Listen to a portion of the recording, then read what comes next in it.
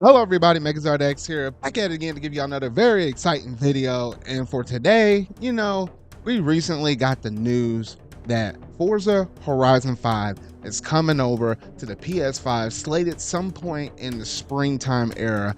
And you know what? When I started going back and looking down the big old long rabbit hole of other companies putting games out on other platforms, and I'm majorly referring to Microsoft and Sony, like they've been pushing their games out on a lot of different other platforms outside of their normal ecosystem. For PlayStation, obviously it's stuff on PS5, PS4, but then they started putting their stuff on PC. And then you look over here at Xbox and they're claiming that everything is an Xbox. They obviously dropping stuff on PC and stuff and Switch, and now even more so now with PS5. And that more recent announcement with Forza Horizon 5 coming to PS5, this kind of got me to think and wonder, is console exclusivity starting to become a thing of the past?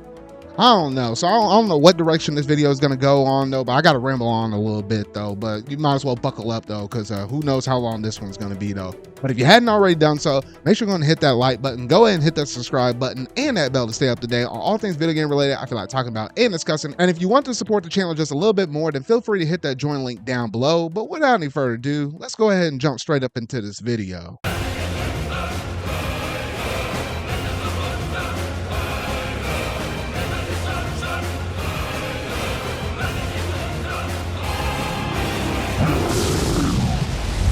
So recently, Xbox has came out in a statement and said, yes, we're moving Forza Horizon 5 over to the PS5, and we're going to be able to play that on our shiny PS5 systems as soon as spring of 2025. Now, when this news originally hit, I was just thinking to myself, I was like, I know Xbox wants to claim and say everything is an Xbox. Shoot, if they could say that the PS5 is an Xbox or the Switch is an Xbox, they sure enough will probably definitely do so at this point though. But the fact that when you sit down and look at, it's not just any old standard, Xbox game. It's not like a Bethesda game that normally, like with a Doom or something like that, we're kind of used to having it be on PS5 or other systems and such, because, well, before the acquisition happened when they bought Bethesda, like that mess was everywhere though. Those games are understandable. Minecraft, the biggest game ever or whatever though. So you expect it for games like that. But when you look at Xbox as a brand and you start to look at all the different IPs that they own, or at least homebred, it wasn't like naturally required, it was one that they kind of built up from the ground up.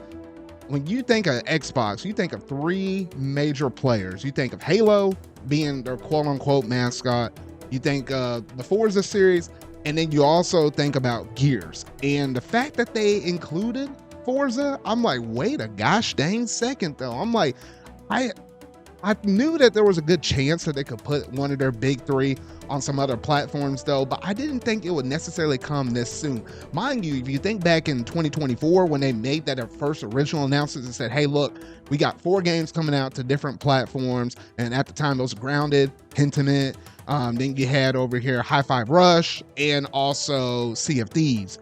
And like what, all 4 of them came to like the PS5 and stuff, and a couple of them came over to Switch though. And for a lot of people, they're just kind of scratching their head like, wait, why in the world are you doing this? Like, what's the end game over here or whatnot though? And then I remember some statements from Phil Spencer at the time. It just kind of seemed like, oh, they were like testing the waters, but nothing like to say that, hey, this is going to be concrete and we're always going to constantly do this moving from this point forward. At least with the weird mixed marketing messages they were given at the time, it just kind of seemed like, hey, this is kind of like a one and done. We'll just kind of see how public takes this though.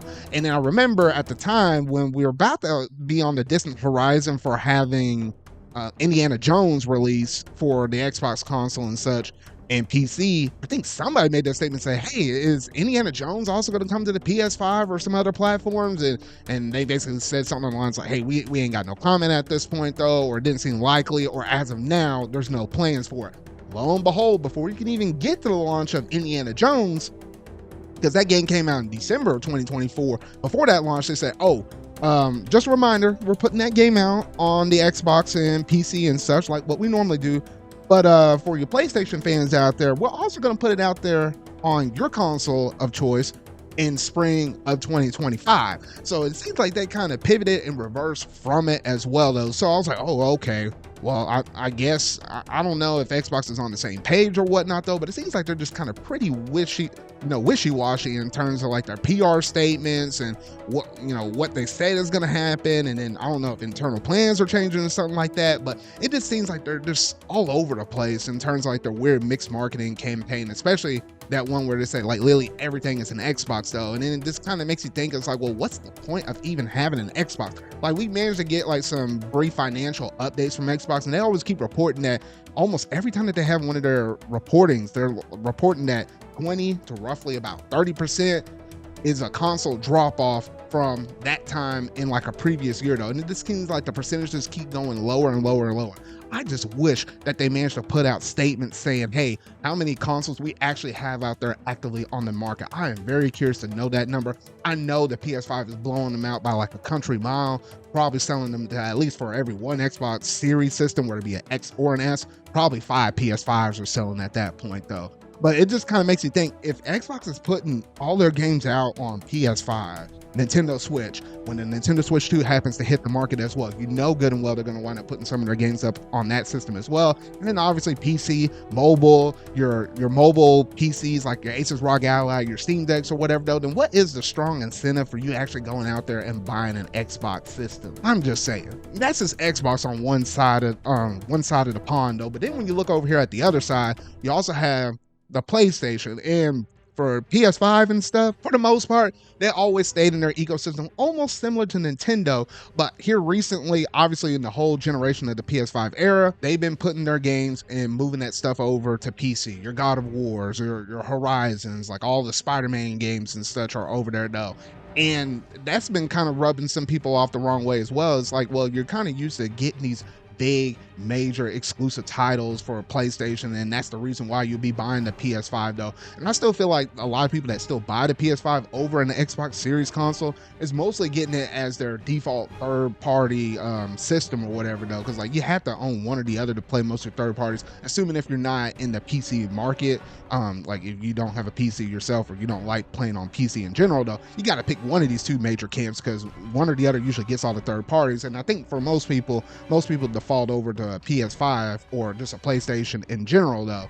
But that's just crazy to think that a lot of their games are moving over to PC. And, some of them got lukewarm reception. Some of them are a little bit better, like Helldivers and stuff, or some other ones, like recently with Spider-Man 2. Some people have been hitting and vibing with it. Some people have been saying, oh, this game ain't optimized or whatever, though. And then obviously there was like the weird mix-up and stuff in terms of like having that PlayStation login on PC, where like most PC players don't want to have a whole bunch of additional logins and such like that, though. But, Sony just wants to have you log in just to say, hey, you're one of our active users. So this sounds better to investors and such. But yeah, they've been making a huge push on this, and the whole reason for it is just the fact that these game prices keep readily rising up and up and up. So they had to recoup some of their losses somewhere else, and obviously just selling them at $70 games for the most part on their console, it just wasn't cutting it. Hence they're moving all their stuff to PC. So now it's like, dang, if you have a PC, or if you're a PC player, or you're looking to get into that ecosystem, it feels like it's the best of every world. Like you have almost all the third parties, and you have Xbox games, and you have PlayStation stuff over here though.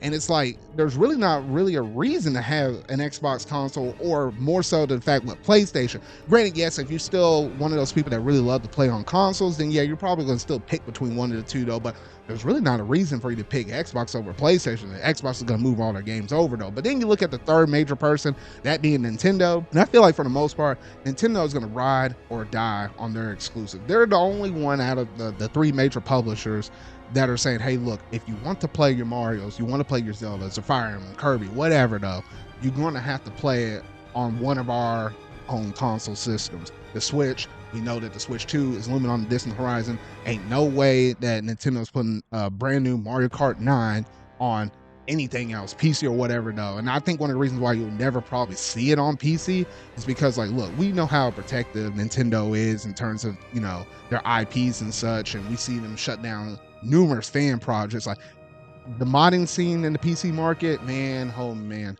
the Nintendo lawyers and ninjas and stuff, they'll be having a field day with all those people, with all the weird stuff they could probably manage to pull off, with all these crazy mods and stuff, though. So I think Nintendo is going to live or die with all their exclusives on their platform. And I think at this point in the game, if you want to play a little bit of everything, you're going to buy yourself a Nintendo Switch or Switch 2. Now that we know that that's going to be backwards compatible, and you're going to have one of those other two consoles, or more than likely, some people are still rolling over to PC, though. It's just wild to think that for the longest time, if you go all the way back to that GameCube, the PS2, the Xbox era, back, was it in that 6th generation or something like that? The fact that, hey, if you looked at Crash Bandicoot, you associate that mess with PlayStation. If you looked at Mario, that was on the GameCube or whatever. You looked at Halo, that was also on the Xbox. Like, it's crazy to think that we're almost well past that era, though. And now we're kind of in uncharted territory where it's like, hey, you got all these characters and different IPs and such that don't really have a strong brand loyalty with what they used to be with nowadays. So it's just kind of hard to kind of believe and think that, though, but it's just all because of these ballooning price budgets and stuff like that. Like when you got big games such as Concord and stuff shutting down, that literally cost the company almost nearly about $500 million worth, and that sinks and plummets. It's like, man, oh man, I feel like we're getting closer and closer to a crash at any day or at any point. And that might be some of the reasons why we have so many, all these different layoffs and stuff with these different companies and stuff. And it just kind of makes the video game industry look pretty bad when you look at it, everything, when you spread everything out, though. But like, goodness, I kind of hate that the fact that, you know, console exclusivities being a thing of the past. Like, look, for the average consumer, it ideally sounds good on paper for you not to have exclusive games. You just pick up whatever console you want and play all the games in one spot, though. But the issue that you have with that is the competition and the creativity and the inspiration to actually outdo yourself in terms of like all the different competition. Because if PlayStation is naturally winning over Xbox, which those two are a little bit more head and head versus like Nintendo and PlayStation, because they, you know, Nintendo has like that blue ocean strategy, and PlayStation's is like almost about raw power. You saw that stuff with the PS5 Pro, a ridiculous price, though. But when you look at everything and you look at those two competitors between Xbox and PlayStation, like if PlayStation's sitting on their high horse thinking, oh, okay, everybody's just gonna come to our console, we don't really have to try anymore. We can put out whatever we want. People are just gonna have to eat that because it's the only thing sitting out there on that table. Once you get into that murky territory, it starts to become a really bad thing. And us as consumers, we don't get any improvements or anything better in the pipeline, because that lack of competition leads to, unfortunately, really bad creativity, or the lack thereof, just in it of its entirety. So that's the main reason why I was like, hey, we still need to have exclusive games, whether you like it or not, just so the fact that, you know, creativity just doesn't get stagnant, or, you know, people trying to one up each other. Like, people don't just kind of sit on their high horse and just kind of feel relaxed and stuff and feel like they're the king of the world because like ain't nothing bad is going to happen that's going to sink their ship. Like, come on, like we got to have some kind of competition, so that way we can get better products, and ultimately it just makes us feel better as consumers, though. But man, oh man, I can keep going on and on about like why in the world is this becoming a thing? Like, why are, you know, the PS5 barely has any exclusive games. Once you, even if you were to take out the PC audience, like between PS4 and PS5, like the number of it is really low. I mean, you have PlayStation over here pulling and scrapping a lot of their first party, or gosh, their live service initiative. Like, goodness, they do not look good right now at this point, though.